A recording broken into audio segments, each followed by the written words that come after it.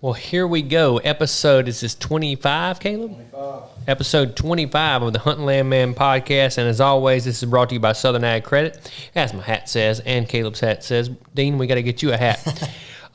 We appreciate Southern Ag sponsoring us on the show and on the podcast here. They take good care of us every day with our clients. Me and Alex Reiser are doing a couple of deals in the Midwest right now. We're doing some deals here in Jefferson County. So we got a lot going on right now. If you will, Caleb, turn my mic down just a little bit. We got a special episode today. We have been doing real estate all day, doing some continuing education, some training with United Country. That's one thing cool about working for United Country is we're always learning how to be better agents for our clients. Because, technology or common practices, things like that.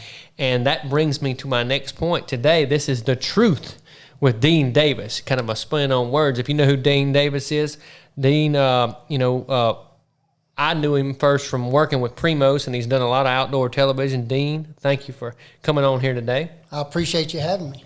And Dean is freshly licensed, still got the ink ain't even dry on his license, and he's decided to come to work for Southern States Realty here. And I think he's going to do like myself and specialize in hunting properties. But before I put words in his mouth, Dean, thank you for coming on the show. Are you excited about getting your license? Very excited. I've wanted to do it for a long time. I actually wanted to do it when I first left Primos, and just life happens. We didn't get to do it. I kept putting it off, and things happened. And I called you on the phone and asked you think I could do this? And you were like, yeah. Mm-hmm. And always been really excited about land. And we'd get new leases when I was with Primos and go up there and try to figure out ways to make them better. And I just always loved doing that. And that's, what you did and what we saw you do on video, improving property is what we do so much with our clients.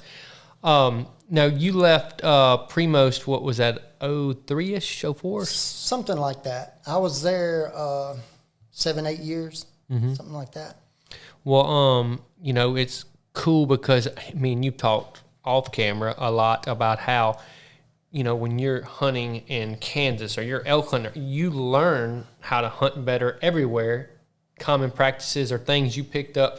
It's like when me and Cody Kelly were talking about the other day, how me and you, it don't matter the species, us hunting from the South, we're just a little more aggressive. We're just, I don't know if it's the term, we're a little more mad at everything we're hunting. Is it? Exactly. I never will forget one thing. We were in elk camp, and that was one of my favorite times of the year, and we were all sitting around, and all the guides were sitting around, and one thing we used to get criticized about was our aggressiveness. Mm-hmm. And the guides would always say, you can't chase elk. Mm-hmm. And finally, they made Chris mad one night, and he was like, we used to have elk in Mississippi, and they all looked at him funny. He goes, we just killed them all. That's pretty good. I like that. That's good. And Scott Lindsay, the way we always talk about is, if you can kill a deer or a turkey in the South or South in Mississippi, where we're from, Mississippi and Louisiana, if you can kill a deer or a turkey there, you can kill a bunch of them everywhere else. Oh yeah, and that's no discount on anybody hunting from the Midwest or that's no discount. It's just the animals here are so hunted, so pressured, and it's just it's a lifestyle around here. If somebody's got 20 acres and a house, they got a food plot and a corn feeder in the backyard.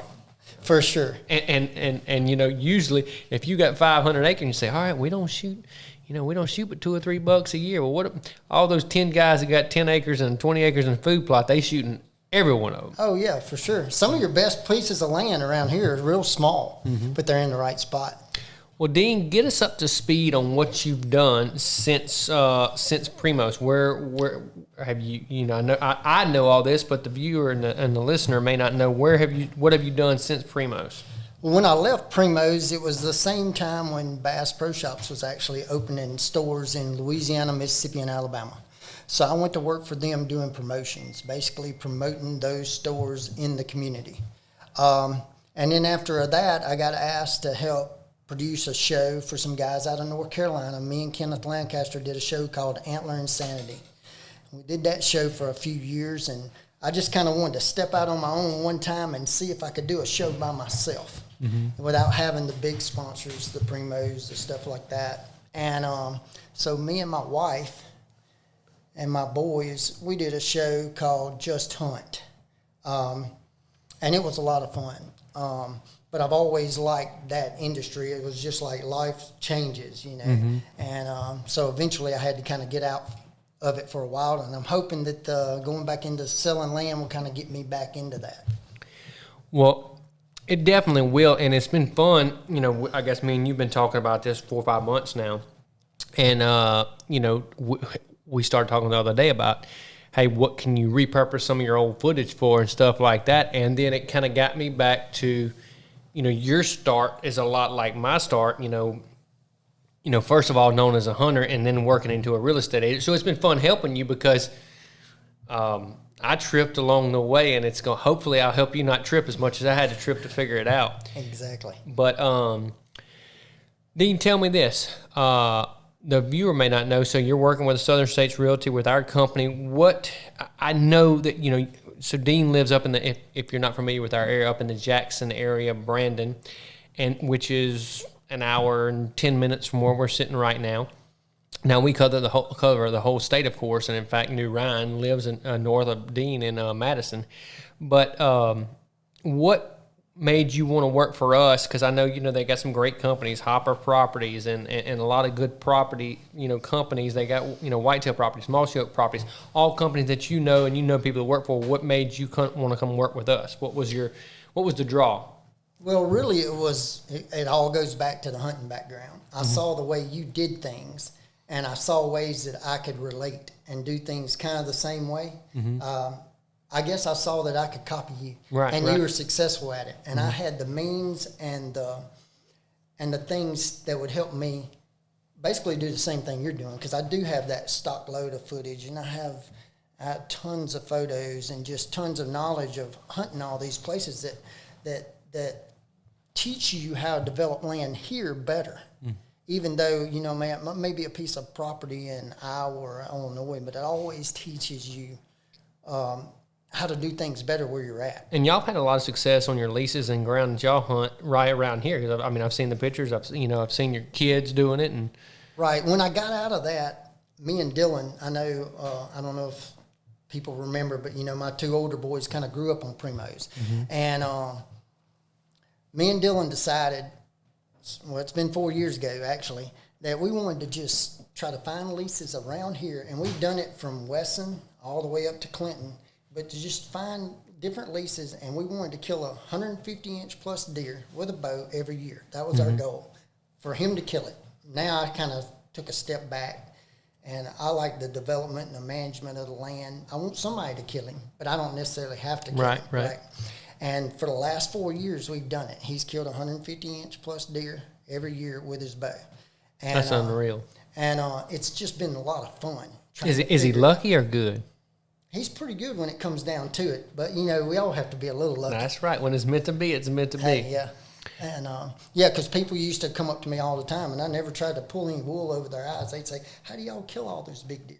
I say, well, it helps to hunt somewhere where there are some. Amen. And so that's what I'm excited about, Dean, working with our company. So nothing against any other realtors out there, whatever. We all play on our strengths. You know, you may have a realtor out there who grew up in the banking background, and he may be able to learn about finance better than me and you. But Dean and I, so if Dean tells you, hey, listen, you know, I've heard your goals, and if your goal is to kill, you know, good 5-year-old plus deer with your bow every year, and you want to be within an hour of Jackson, these are the tracks we need to look at. No, I know you think you want to go look at this one, but you can't do it. And you can trust, because Dean's got the resume to back it up of what you can do, because he's done it. Now, is Dean going to be green in real estate like we all started? Absolutely. But I think that, you know, with his work ethic and his, you know, and his background, I think he's going to be able to do a great job for his clients, and I'm excited about it, and excited to see where it goes. It's going to be fun. You know, he's got some fellow guys that used to work with him in Primos, Brad Ferris, and a couple of them who've done great in real estate. And I'm glad that Dean's going to be on our team. I got a list of questions right here. I'm going to ask Dean and kind of and we went through some of it already. And I named this episode "The Truth" with Dean Davis, and I guess the truth is he's telling us the truth of why he picked Southern States Realty. Cameraman Caleb, he's going to work for the Southern States Realty. He didn't have a choice. So he came on as a cameraman Caleb, and now he's going to be real estate man Caleb soon. We're going to have to change your name on. Oh, yeah, I got something in mind. I just can't tell you. Oh, okay. It's all secretive. He's one of those. What's Gen X? Gen X? I don't even know what that is. Well, whatever I'm a millennial, so y'all got your secrets and stuff. I'm sure you'll announce it on TikTok or something like that, huh? Instagram. Instagram. TikTok, yeah. Okay. But anyway, Dean, you brought up elk. I had this as a couple questions. I know this, but you going elk hunting this year? I hope to go every year, but who knows? We'll see how it plays out. Well, hopefully, if y'all have enjoyed watching Dean over the years and you're looking for a piece of ground, you can buy a piece of ground from Dean, and Dean, in return, will hopefully get you some good elk footage one day. You can watch him again shoot a big elk. That's a good return there. Well, Dean, what for the viewers out there that are listening from the local area, what areas do you plan on working in? You live in Brandon. What do you say? Okay, this is going to kind of be my core area. Well, basically, what I'm drawn to, I grew up hunting down here, actually, around Wesson. But then I got it on the Mississippi River while I was in college. And that was, for the people that don't know, at Terra. Terra Wildlife. And short, sweet story, but when I first started guiding over at Terra, it was funny how you grow up down here and you hunt down here and you get used to this land and you think, all right, I'm going to guide. It's still in Mississippi. I know everything about it, but one of the first few weeks I worked there, the guy that I worked for asked me to go hang a stand on a ridge behind what we called a tractor shed.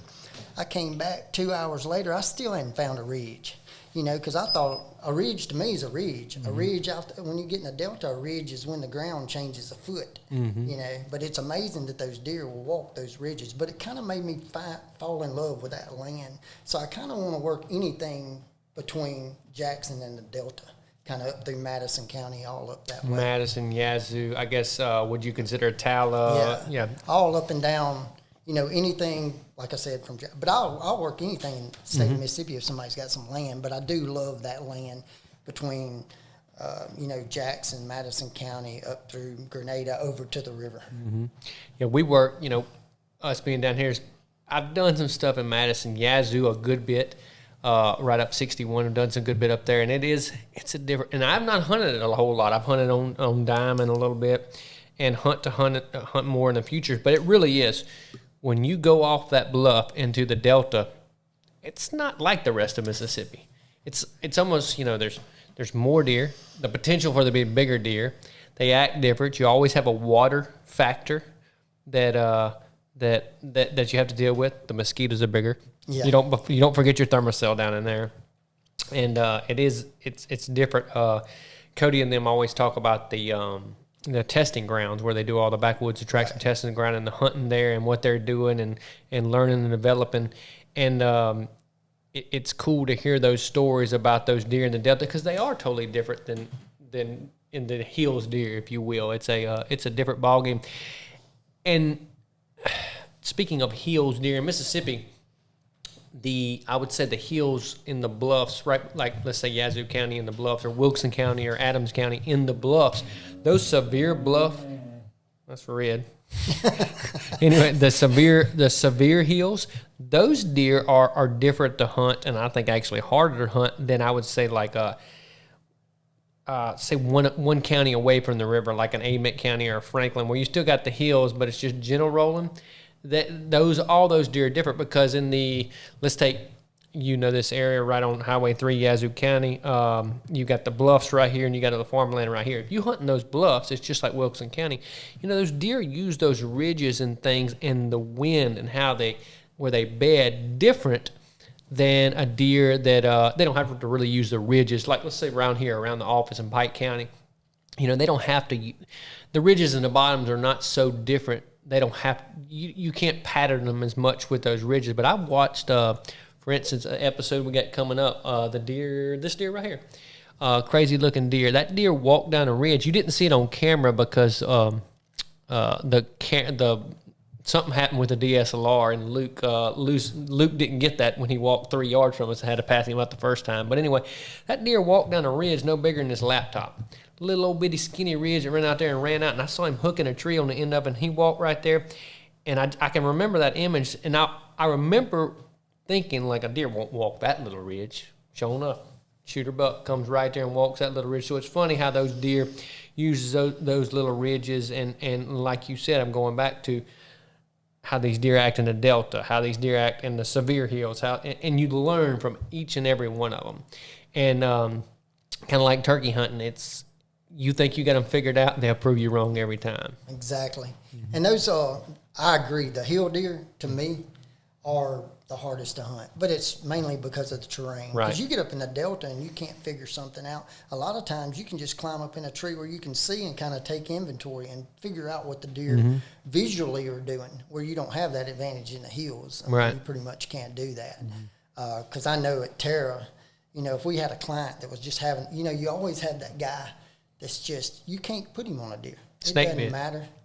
And but if we had a client back there, luckily it was so flat and so open, we had certain stands you could go sit him on, and he'd see everything he ever dreamed of. Wouldn't get in bow range, but he could see it, right. And it would at least let him know they were there, and it would encourage him. You don't get that in the hills, right? If you see them, you're shooting them almost, right? Exactly. Right. It's and it's cool. And you can apply that all to real estate, because when you get clients and I consider the difference between a good agent and a great agent, an agent that fixes problems. And that can be a lot of different definitions. And the definition we're talking about was if the guy said, look, I've got this place I want to buy. I know it's in a big buck area, but they're hard to kill. Well, Dean doesn't have a lot of real estate knowledge yet, but he's going to come in and say, look, I can tell you how to kill these deer. You're going to put food here, here, and here, stay out of this area, whatever the case may be, because you have that background in it. And you've got that background.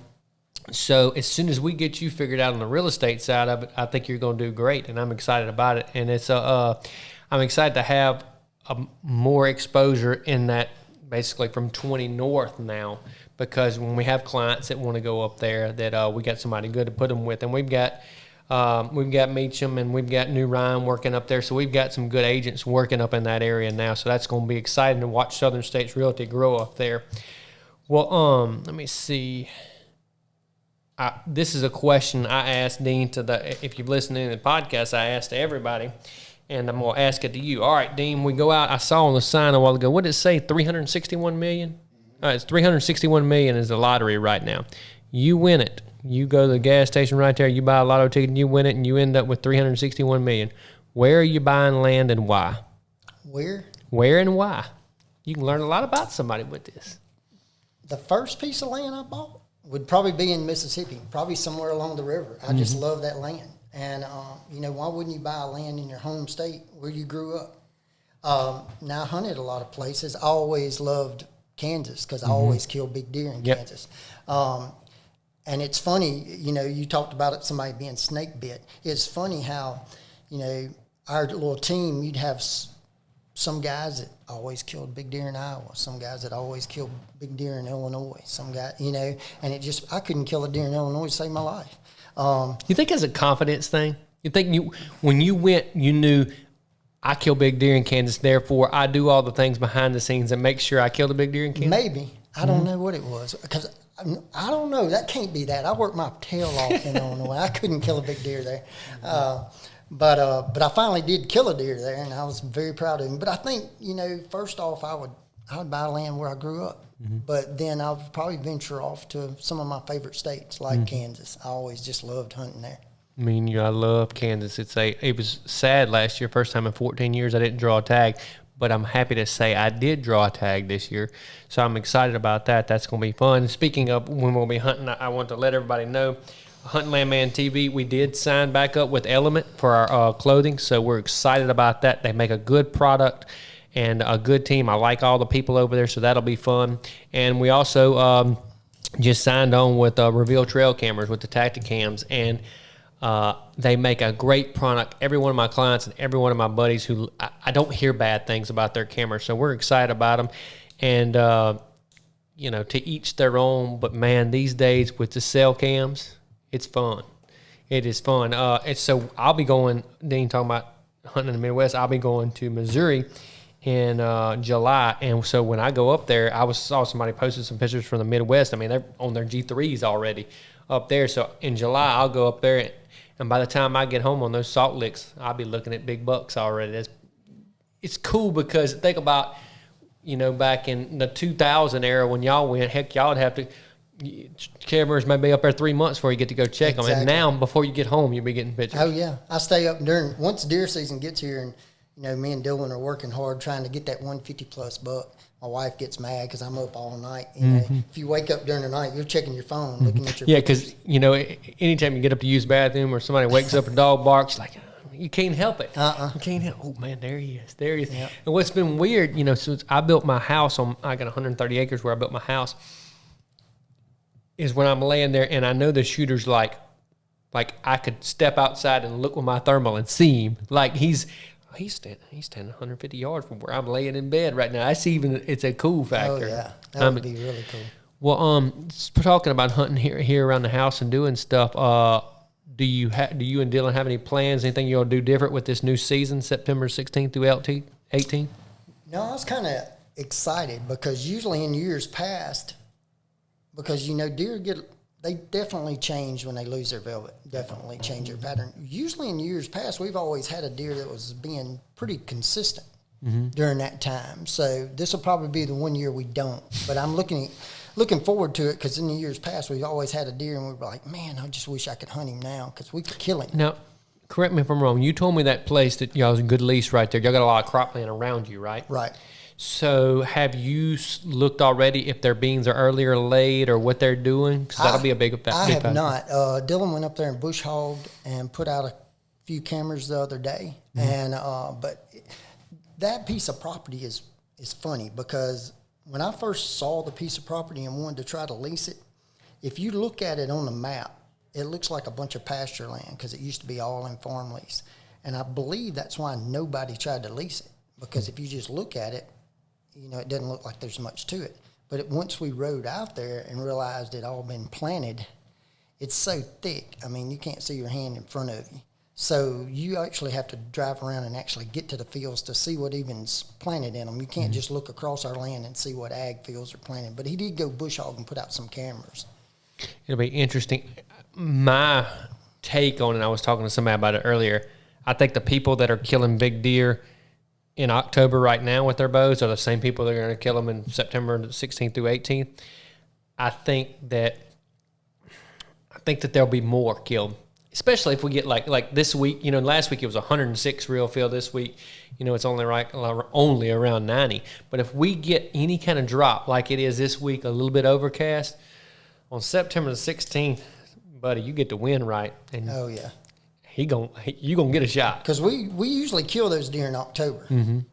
And you know how it is. It's like right there you'll be getting. Oh man, you're sending your buddy. I get him every day, man. Every day he's coming in every day, and then all of a sudden you see that velvet start to come off, and you just man, because you don't know what he's gonna do. He may keep coming in. He may go to the next county. Who knows? It changes totally. It's fun because me and you, I've been hunting the same basically opener day. On basically October 1st, our whole life, and now it just throws something different in there, which is going to be fun. Right. Have you heard much negative about the velvet season? I hadn't heard any negative. Okay.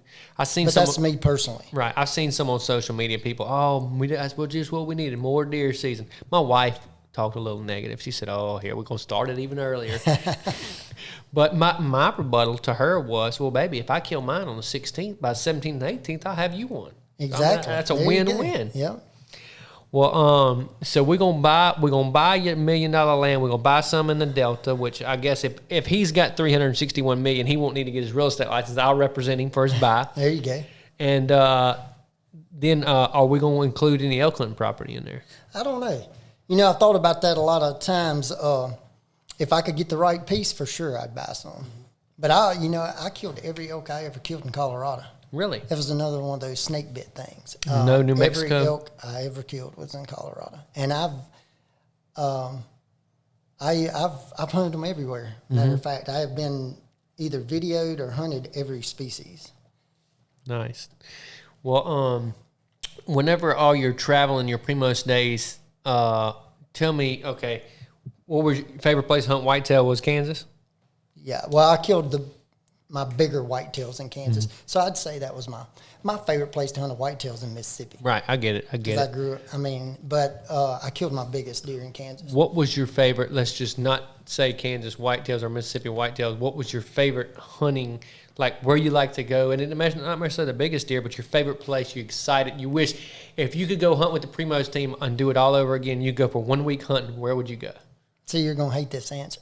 Whitetail? Whatever. Oh, back to Colorado elk hunting. Yep. Okay. If I could get on this exact ranch, and it was exactly like it was then, because I'm sure things have changed. Right. But Right. then it was like Disneyland for elk hunting. When you say how good it was back then, like on a good morning, like let's just, I know this is a loaded question, so feel free to give me a loaded answer, but like how many encounters would y'all have on a good day? On a good day? Mm-hmm. You know, like legitimate 100 yards closer, you know, like legitimate calling in elk. 6 or 8? See, and I've gone on week-long trips and not had 6 or 8. But when we started hunting that place, that's what I'm saying. It wasn't a big fancy ranch. It wasn't a big fancy lodge. It's not what people think. Most of the places we hunted were just leases that we would find. And that was his passion. He loved it. Right. And then, we may be staying in an old farmhouse full of rats. You know, it wasn't like we stayed in these nice lodges. Now, from time to time we did, I'm not going to lie. But the place in Colorado, we stayed in a double-wide trailer. The place had just not been hunted. And the guy that bought it, the ball just came in and said, look, man, you got to shoot some elk. Mm-hmm. And they told him how many they needed to shoot. And then, we'll just would buy the hunts. Mm-hmm. And so it was us. And look, I grew up watching y'all elk hunt and learning a lot from it. Heck, I still got some of the DVDs. But I would say that Primos probably taught people, especially across the country, now I'm sure there was some in the West, about calling elk and stuff as much as anybody. What's the name of that? I got one of them. What's the name of that blue reeded elk call y'all used to make? The bugle? You made me forget. Come on, you got to remember that. What is the name of that thing? Terminator. No, what was it?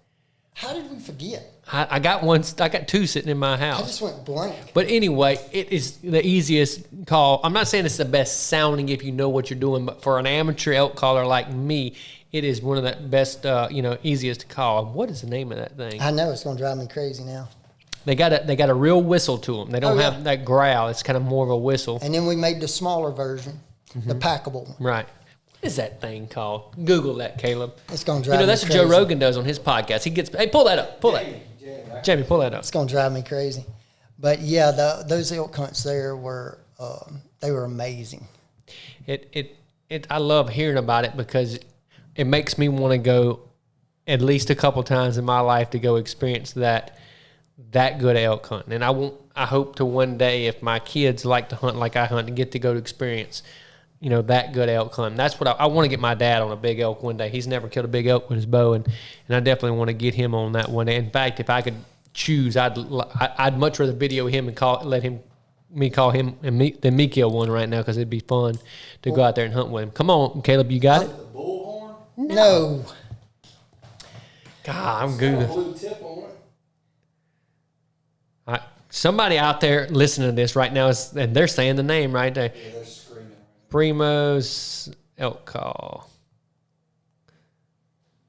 I'm looking it up. Not Terminator, but what is that thing called? It's the little squeezy thing. That's the hoochie mama. That's a good little call. I've called in some elk with that thing. Yeah, they've changed everything.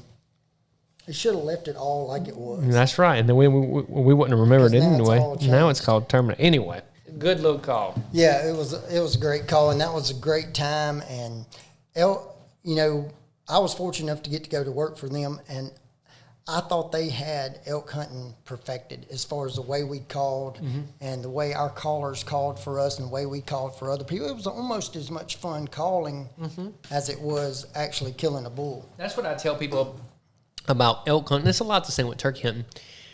Okay, so like this year when we go, he'll be filming, and depending on who kills first and all, because Ryan will be going, and we'll be calling for each other and stuff. It is a team sport. Oh, yeah. You know, you got your caller, you got your cameraman, you got, you know how it is, you got the guy calling if he can get a ridge on them and drop some rocks to make that noise. Because that's one thing Caleb's never been. Those elk, especially in a rocky area like most of them are, they make some noise going up and down that They're mountain. so loud coming through the woods. And we're so used to hunting whitetails. That's what's so hard is, you know, you go out there, you think, oh, gotta be so still and so quiet, and set up in brush. You can mess yourself up by setting up like you do a turkey or something like that. You know, you get a good backdrop, you can almost just sit still. Oh, exactly. They're such a big animal. I mean, I was watching. I had a old DVD playing in my shop the other day, and I had a close call on an elk, and I'm just standing in front of a tree. I mean, I don't have anything around me, and he walks up. I mean, he's 10, 12 yards. They don't pay as much attention. If you can keep him from smelling you, and you've got a good caller that knows what he's doing, and he's keeping his attention behind you and off to the side, you can get away with a lot. It's fun to hear about those old stories and stuff because I got pictures in my head of watching that old, those old hunts and calling them big old bulls, and it was, y'all was on them. I know. One of my favorite hunts, real quick, was when we first hired Chris Ashley. We were in Colorado, and me and Chris was chasing elk like you're not supposed to do, but we were chasing a bull up a mountain one morning. We knew he was big, and I kept telling Chris, I said, if we can I used to always refer to it as, if we can just get in his kitchen, we can kill him. I said, if we can just get there. Pop that bubble. It may kill us trying to get there, but Right. if we can get in his kitchen. And we were we got beside him, was going up the mountain, and we finally kind of crossed over. And when we did, I was just in his cows, and I just dropped to my knees, and I was like, oh, my gosh. And Chris made a few calls, and he just started coming down the mountain, tearing everything up because he thought we were a bull in there. Yeah, in his kitchen, and he didn't like us in there. And I never will forget it because when he came out, I was like, oh, Lord. And he came down there, and he was 14 You yards. were shooting? Yeah, I was shooting. I never will forget it. He was 14 yards from me. I drew back. And we had just hired Chris because I usually never do this. But for some reason, when I got to full draw, I said, you got him? And he goes, no. And I'm thinking, how do you not have him? I mean, every pin's on him. And I let him walk off. And Chris had him, but there was one limb that was covering up the kill zone. For him. Right. And he thought that he shouldn't let me shoot when he could have let me shoot him. And he was a 9x7. And everybody said he would have been the Colorado state record with a bow. He was huge. Biggest 400 plus? He was huge, absolutely. How big was that one Chris killed a couple of years ago? Was it Arizona or I whatever? don't remember the It was score. something He was, stupid. Yeah, stupid big. Like 427 or something like that. Me and Cody were talking about the other day. Gets me fired up for elk season. I got to get to shoot the bow. I've been staying in good shape, and it's funny, the guys listening from, like, if you've never elk hunted, Dean knows this. It's like you think, oh, I'm in shape. I can do this. And you get out there, and it's not that you're not in shape, but you go to packing tents around and stuff like that, and you're not packing your luggage around. I can't breathe. It's just no air. Right. And it takes 2 or 3 days. Because I remember when me, Luke, and Bear Cub went, and I remember thinking, oh, I'm in way better shape than these two. And it didn't matter, because when you go up that mountain, you can't breathe. Oh, yeah. And back when we first started, back when those hunts were going on, we were carrying those big cameras. Mm-hmm. And I don't know how, I was a lot younger then, but it was still tough. Well, man, I'm excited for you with the real estate license. We're going to have some fun with this thing. It's a great job, very rewarding, and it's going to be fun. You're with a good company, because I tell everybody, if I thought I could do a better job for my clients anywhere else, that's where I'd work. And I feel like you're in a great spot, man. And I appreciate you coming on the podcast.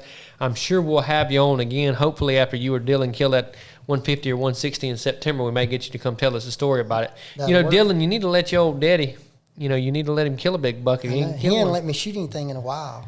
The last one I shot, I felt so guilty because he didn't get to shoot him. I just quit shooting him. Well, he's a grown man now, got a family. Exactly. He may have to let you shoot one. That's it. Maybe he can go and find a big cull and let Daddy shoot the big bucks. That's it. He should. All the ones I've let him shoot. That's right. That's right. Well, man, well, thank you for having on Southern Ag Credit.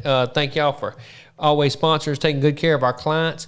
We got a lot going on in real estate business right now. We got 13 pending. We closed one today, and it is rocking and rolling. And if you hear someone say, man, the real estate market's about to crash. It's about to crash. I don't have a crystal ball, but if you look at facts and don't look at emotions or anything like that, everything is pointing to real estate staying strong. The interest rate, yes, they have gone up. They are still at historic lows. They're still very low. Southern Ag Credit's got some good rates, and we're still selling land left to right. And no matter what anybody says about land, guess what's going to happen next year? It's going to be worth more than it is today, because it always has. That is since Cain and Abel, Adam, you name it, since that time, land's been going up in value, and we don't see it stopping anytime soon. Y'all have a blessed day. We got to get some work done. Hit that blue button, cameraman Caleb.